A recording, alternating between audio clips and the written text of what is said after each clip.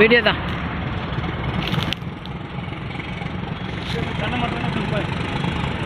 ஆ தென்னை மரம்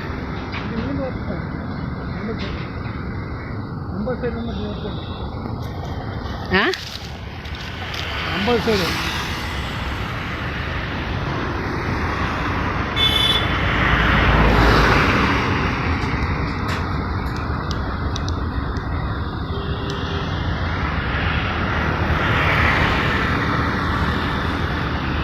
என்ன லோடு என்ன போகிறேன்.